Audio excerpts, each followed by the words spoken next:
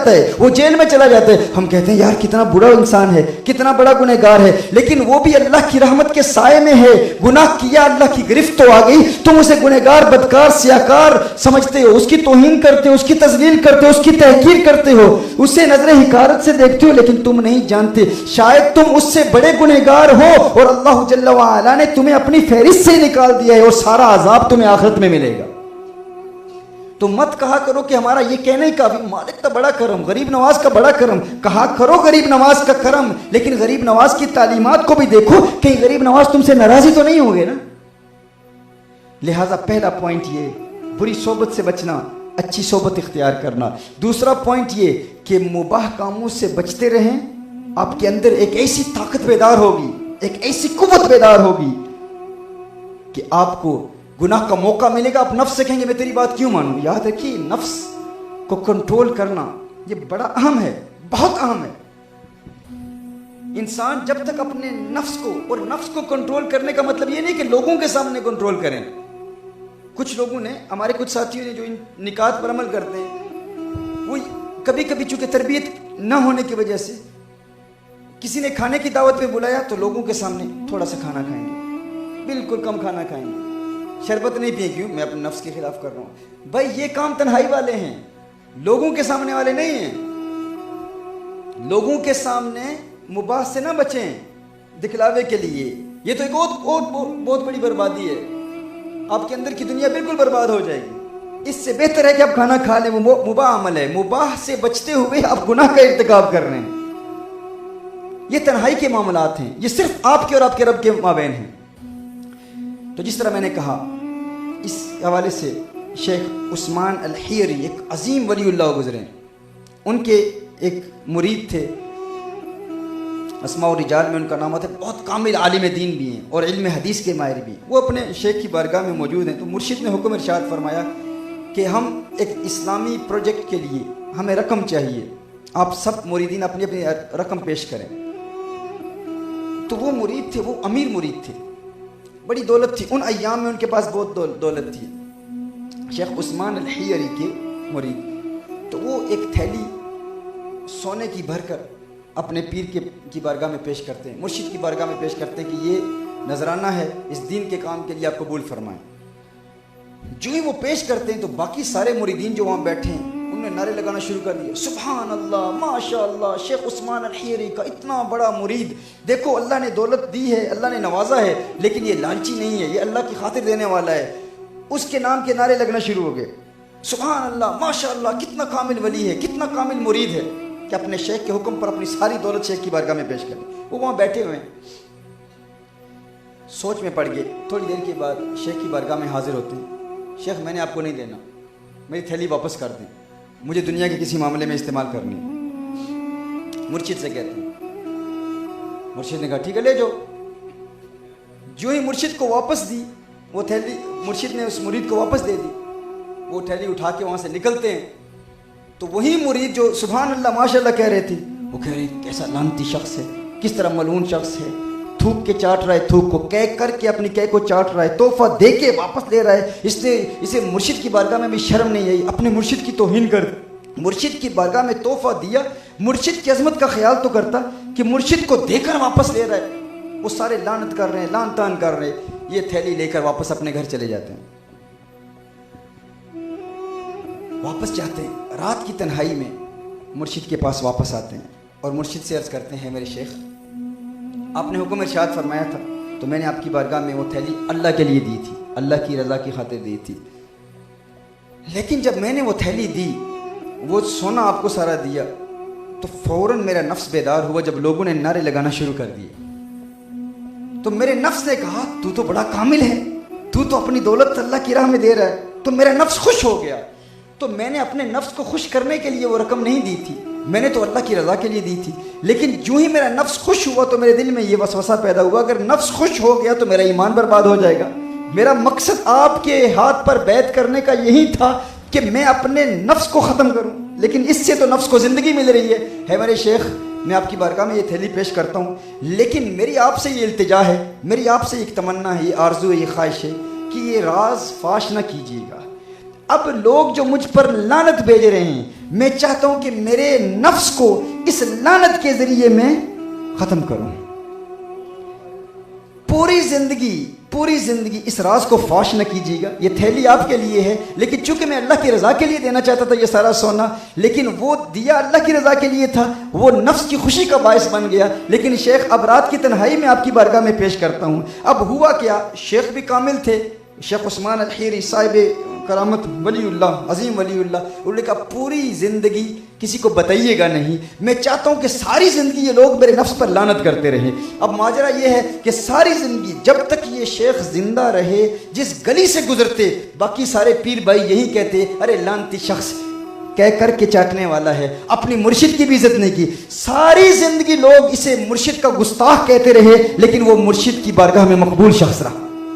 جب اس دنیا سے گیا تو پھر مرشد نے بتایا کہ یہ میرا کامل مرید تھا۔ یوں نفس کو مارتے ہیں، ہاں جو واقعی حقیقی مرید ہوتے ہیں، جو واقعی پیر بھائی ساری زندگی لعنت کرتے رہے لیکن وہ خوش ہوتے رہے اور نفس کو بار بار کہتے رہے، ایک مرتبہ تو خوش ہوا تھا نا، اب ساری زندگی تجھے لعنت بھیج کے تجھے موت دوں گا۔ تو اس لیے اس نفس کو کنٹرول کرنے کا پروسیس جو پہلا سٹیج ہے وہ یہ ہے کہ مباح پریکٹسز سے آپ بچیں۔ آج یہ ارادہ کر لیں، کیوں ہم ہر بات میں اپنے نفس کی بات مانتے ہیں؟ جو کھانا چاہتے ہیں وہ ہمیں مل جاتا ہے، جب سونا چاہتے ہیں ہم نیند کر لیتے ہیں، جب پانی پینا چاہتے ہیں پی لیتے ہیں، چائے پینا چاہتے ہیں پی لیتے ہیں، جس قسم کی خوراک چاہیے۔ تو اپنے نفس کو ہم نے اس قدر آزاد کیے ہوئے، وہ جو کہتا ہے ہم کرتے ہیں، تو ہم گناہوں سے کیسے بچ پائیں گے؟ گناہوں سے بچنا ناممکن ہوگا۔ تو مت کہیں یہ فحاشی اور عریانی کا دور ہے، گناہوں سے بچنا ناممکن ہے، ممکن ہے، لیکن پروسیس یہ ہے کہ سب سے پہلے ہم مباح پریکٹسز سے بچنے کی کوشش کریں، اپنے نفس لوامہ کو زندہ کریں۔ آپ دیکھیں گے 12 ہفتوں کے بعد آپ اپنے اندر بزرگوں کی وہ کیفیات جن کو آپ عوارف المعارف میں پڑھتے ہیں، جن کو آپ کشف المحجوب میں پڑھتے ہیں، جن کو آپ قوت القلوب میں پڑھتے ہیں، امام ابو طالب مکی کی کتابوں میں پڑھتے ہیں، وہ کیفیات آپ اپنی اس زندگی میں محسوس کریں گے کہ آپ کا نفس گناہ کے لیے کہے گا فوراً نہیں مانتا، وہ مزاحمت بھی نہیں کرے گا، وہ ریاکٹ بھی نہیں کرے گا، وہ آپ کو پرسویٹ کرنے کی کوشش بھی نہیں کرے گا، کیونکہ وہ آپ کا غلام ہو چکا ہوگا۔ یہ دوسرا پوائنٹ تھا۔ تیسرا پوائنٹ، اس دوران جب آپ گناہوں سے بچ رہے ہوں اور مباح پریکٹسز پر عمل کر رہے ہوں، مباح سے بچنے کی کوشش کر رہے ہوں، اس دوران گناہ بھی تو ہو سکتا ہے نا، کیونکہ ابھی ہم ٹرین کر رہے ہیں اپنے نفس کو، نفس امارہ کو مار رہے ہیں اور نفس لوامہ کو جگا رہے ہیں، اس کو طاقت دے رہے ہیں۔ اس دوران اگر کوئی گناہ ہو جائے تو کیا کرنا ہے؟ گناہ ہو جائے تو فوری طور پر 4 رکعتیں پڑھنی ہیں۔ یہ فل ڈیڈیکیشن، اس کو ہم 4 رکعت سولوشن کہتے ہیں، 4 رکعت سولوشن۔ 4 رکعتیں ہم نے ادا کرنی ہیں، اور اس کے لیے کوالٹی ٹائم، ڈیڈیکیشن، فل کمٹمنٹ۔ لوگ بہت سارے کہتے ہیں ہم کریں گے لیکن پھر کرتے نہیں، یا پھر مؤخر کر دیتے ہیں، یا کہتے ہیں دوسرے دن پڑھیں گے، تیسرے دن پڑھیں گے۔ جب بھی گناہ ہو جائے بغیر ڈیلے کے فوری طور پر آپ 4 رکعتیں ادا کریں، 2 رکعتیں توبہ کی اور 2 رکعتیں شکرانے کی۔ گناہ تو ہو سکتا ہے نا، ہم میں سے کوئی نبی تو ہو ہی نہیں سکتا، ہاں صرف انبیاء ہی معصوم ہے نا، اولیاء اللہ بھی معصوم نہیں ہے، لیکن اولیاء بھی گناہ کر سکتے ہیں، یاد رکھیں، ولی اللہ گناہ کر سکتا ہے، لیکن ولی اللہ گناہ کے بعد توبہ میں تاخیر نہیں کرے گا۔ یعنی اگر کوئی نجیب ہے یا نقیب ہے یا کتب بھی ہے، اگر کوئی کتب گناہ کر لے تو وہ مقام کتبیت سے محروم نہیں ہوتا۔ مثال کے طور پر کوئی کتب جھوٹ بول لے، مقام کتبیت پر فائز ہے، کتب ہے، اپنے دور کا کتب ہے، اگر اس سے گناہ ہو جائے تو اس کا مطلب یہ نہیں ہے کہ کوئی کتبیت سے نیچے آ جائے گا، پھر نجیب بن جائے گا، نقیب بن جائے گا، یا عام صالح بن جائے گا، عام ولی بن جائے گا، نہیں، کتب ہی رہے گا۔ شرط یہ ہے کہ وہ توبہ میں تاخیر نہ کرے، یعنی وہ ڈاؤن گریڈ اس وقت ہوگا، اپنے مرتبے سے نیچے اس وقت آئے گا جب وہ توبہ میں تاخیر کرے گا۔ اگر گناہ ہو گیا، عام لوگوں اور ولیوں میں فرق یہ ہے کہ اللہ کے پیاروں سے اگر گناہ ہو جائے وہ توبہ میں ڈیلے نہیں کرتے، فوراً توبہ کر لیتے ہیں، ان کی روحانیت کا وہ مقام قائم رہتا ہے۔ لہٰذا یہ نہ سمجھے گناہ نہیں ہو، گناہ ہو سکتا ہے، لیکن اگر گناہ ہو گیا تو فوری طور پر ہم نے 4 رکعتیں پڑھنی ہیں۔ کیا؟ 2 رکعتیں توبہ کے نفل اور 2 شکرانے کی۔ اس سے شیطان کو بہت تکلیف ہوتی ہے، کیونکہ شیطان نے سب کچھ کیا، یاد رکھے، پوری دنیا زمین میں کوئی ایسی جگہ نہیں جہاں اس نے سجدہ نہیں کیا، ہاں شیطان نے اللہ کی بہت عبادت کی، ایک کام شیطان نے نہیں کیا، وہ کیا ہے؟ اس نے شکرانہ ادا نہیں کیا, اس نے اپنے کسی عمل پر اللہ کا شکر ادا نہیں کیا. یہ شکر کے عمل سے شیطان کو بہت نفرت ہے, شکر کے عمل سے شیطان کو بہت نفرت ہے. دیکھیے جب انسان گناہ کرتا ہے, اگر آپ گناہ نہ کریں تو شیطان کو تکلیف ہوگی نا, شیطان کو تکلیف ہوگی اگر آپ گناہ نہ کریں. وہ چاہتا ہے آپ جھوٹ بولیں, آپ کہتے ہیں نہیں بولوں گا, آپ نہیں بولتے, اس سے شیطان کو تکلیف پہنچتی ہے کہ نہیں؟ تکلیف ہوتی ہے نا. لیکن اس سے بھی زیادہ تکلیف شیطان کو اس وقت ہوتی ہے جب آپ یہ 4 رکعتیں پڑھتے ہیں. توبہ اور شکرانے کی رکعتوں سے شیطان کو بہت تکلیف ہوتی ہے. ہمارے ایسے نوجوان ہیں ہماری تحریک کنز الہدیٰ میں, جب ہم نے یہ 4 رکعت سلوشن ان کو بتائی, اس پر عمل کرنا شروع کر دیا. کچھ بھائیوں نے کہا کہ پہلے دن میں نے 40 رکعتیں پڑھی, یہ 4 رکعتیں پڑھی, 10 گناہ کیے ہوں گے تو 40 رکعتیں. دوسرے دن 36 ہو گئی, تیسرے دن 32, رفتہ رفتہ کم ہوتے ہوئے 8, 4, اور اب کوئی رکعت نہیں پڑھتا. وہ اس لیے, اس کی وجہ کیا ہے؟ اس کی وجہ یہ ہے کہ ان 4 رکعتوں سے شیطان کو تکلیف ہوتی ہے. آپ کسی عورت کو دیکھ رہے ہیں, پہلی نظر سے دیکھا, اچانک اپنے نظر جھکا لی, اب دوسری مرتبہ شیطان کہتا ہے دیکھ, یا کوئی مووی آن کی, یا کوئی جھوٹ بولنے والے ہیں, غیبت کرنے والے ہیں, گناہ کرنے والے. تو اب کیا ہوا کہ شیطان فوراً کہے کہ وہ گناہ کر, آپ نے نہیں کیا تو شیطان کو تکلیف ہوئی. لیکن اگر آپ نے گناہ کر لیا نا, فوری طور پر اگر آپ نے 4 رکعتیں ادا کر لی تو شیطان کو ان 4 رکعتوں سے آپ کے گناہ نہ کرنے سے بھی زیادہ تکلیف ہوگی. گناہ نہ کرنے سے بھی زیادہ تکلیف 4 رکعتوں سے ہوگی. توبہ کے عمل سے اور شکرانے کے عمل سے شیطان کو اس قدر نفرت ہے. تو پھر کیا ہوتا ہے جب آپ گناہ کرتے ہیں اور اسے یقین ہو, جب شیطان کو یقین ہو کہ گناہ کرنے کے بعد یہ مجھے سزا دے گا 4 رکعتوں کے ساتھ, 2 رکعتیں توبہ کی اور 2 رکعتیں شکرانے کی, تو شیطان کیا کرے گا؟ آپ اس حسین عورت کی طرف دیکھنا چاہتے ہیں, وہ کہے گا نہ دیکھ, نہ دیکھ,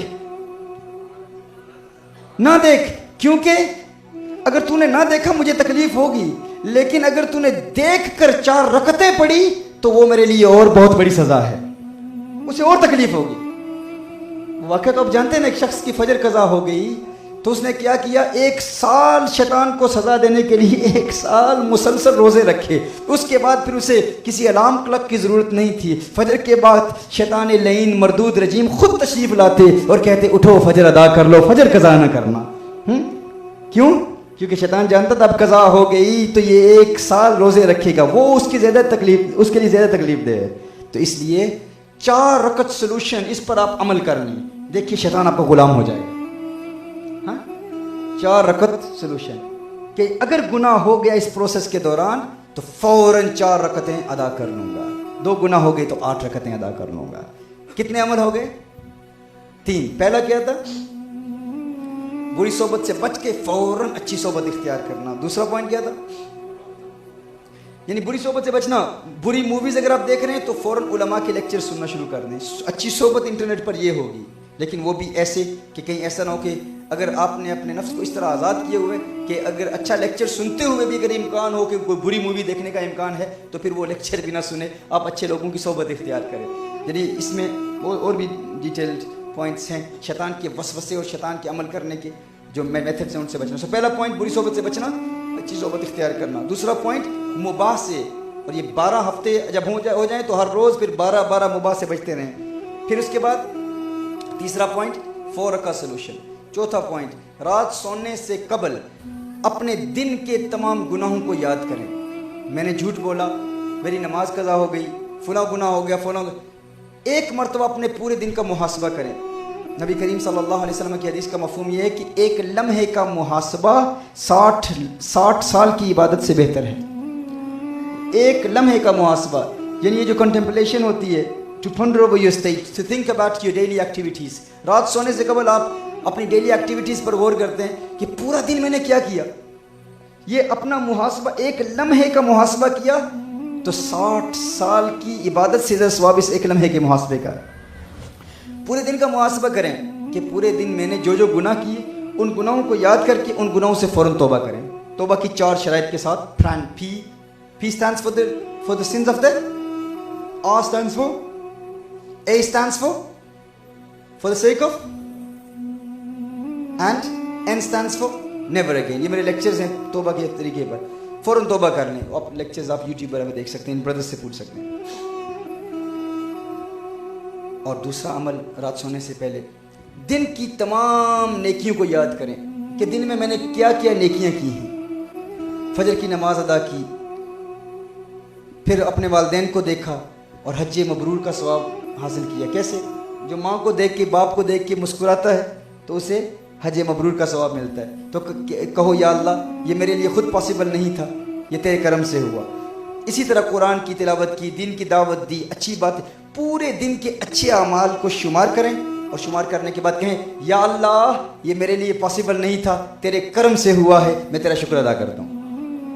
دن کے گناہوں کو یاد کر کے توبہ کریں اور نیکیوں کو یاد کر کے اپنی نیکیوں کو اللہ سے شیئر کریں.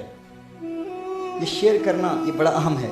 مولا علی کرم اللہ وجہ الکریم ارشاد فرماتے ہیں, یہ مولا علی کرم اللہ وجہ الکریم کا بڑا پیارا پیغام میلاد شریف کے حوالے سے بھی ہے. اور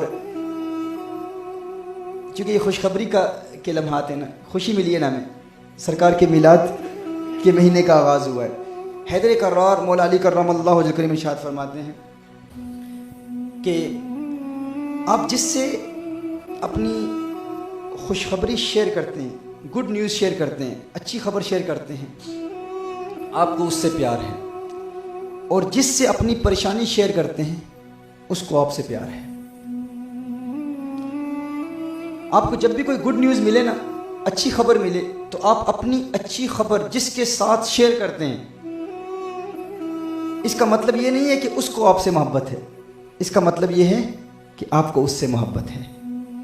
اور جس سے آپ اپنا برا نیوز شیئر کرتے ہیں, اس کا مطلب یہ نہیں ہے کہ آپ کو اس سے محبت ہے, اس کا مطلب یہ کہ اسے آپ سے محبت ہے. اب بات سمجھ رہے میں کیا عرض کر رہا ہوں؟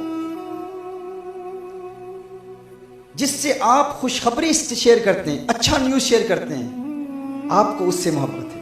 جس سے آپ برا نیوز شیئر کرتے ہیں, آپ کو اس سے محبت نہیں ہے, اس کو آپ سے محبت ہے. آپ غور کریں کہ جب آپ کو کوئی تکلیف پہنچتی ہے تو آپ اپنی پریشانی کس سے شیئر کرتے ہیں؟ جس سے آپ اپنی پریشانی شیئر کرتے ہیں نا, آپ کو اس سے محبت نہیں ہے, اسے آپ سے محبت ہے.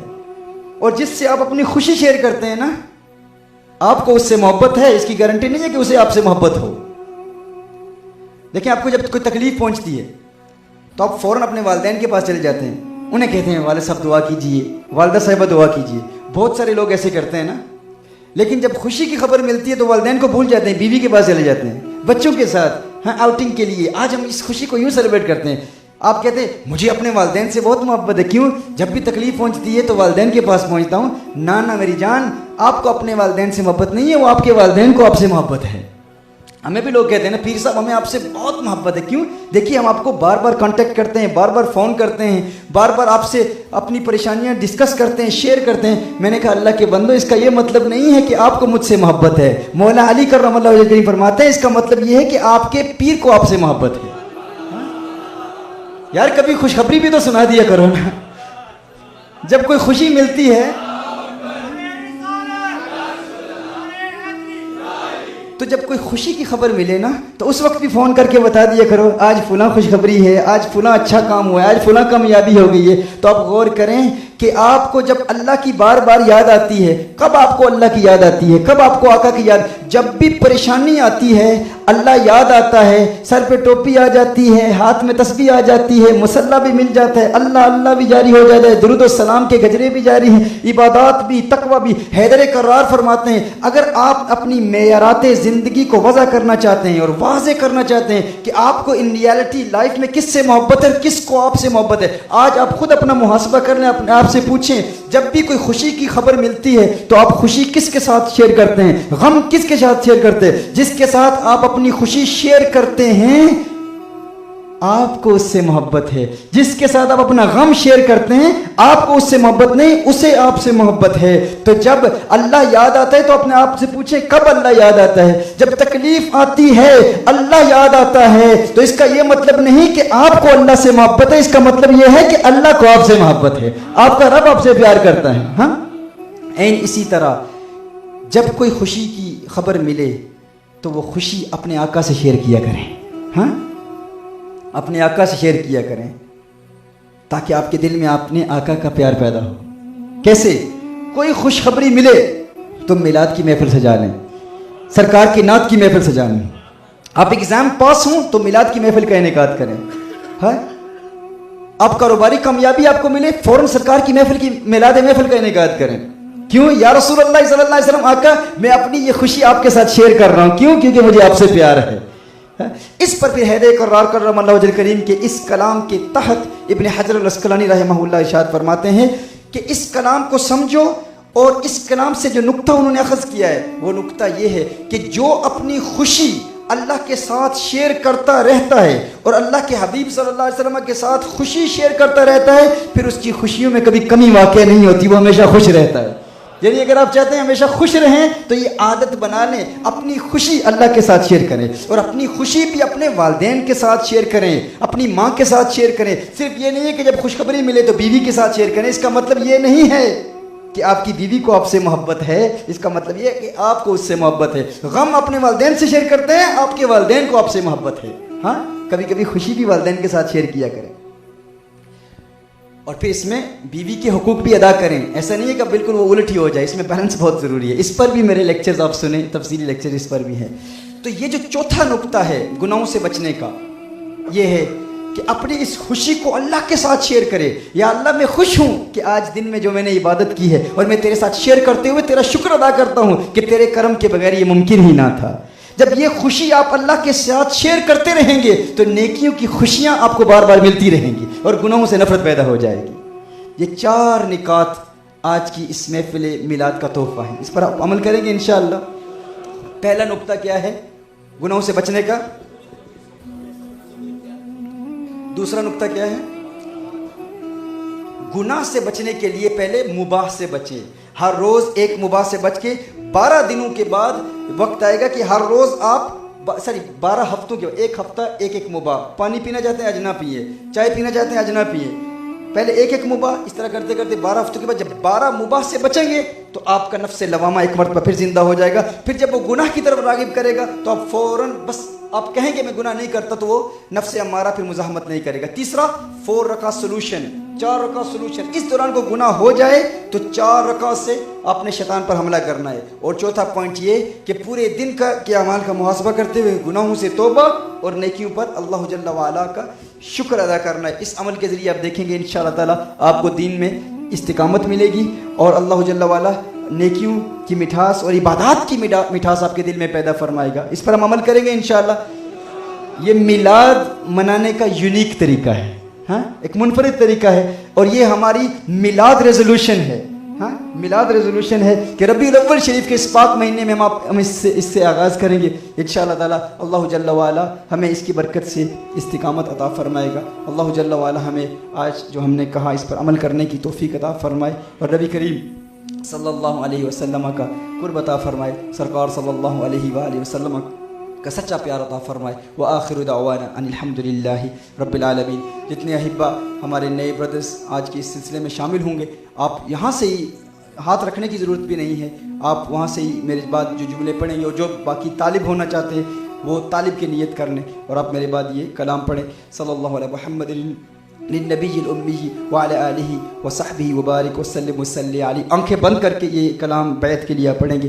اشہد ان لا الہ الا اللہ وحدہ لا شریک لہ واشہد ان سیدنا ومولانا محمدا عبدہ ورسولہ. استغفر اللہ استغفر اللہ استغفر اللہ. یا اللہ میں اپنے ماضی کے تمام گناہوں سے توبہ کرتے ہوئے سلسلہ عالیہ، چشتیہ، شاہ جمالیہ میں بیعت ہوتا ہوں، میری اس بیعت کو قبول فرما.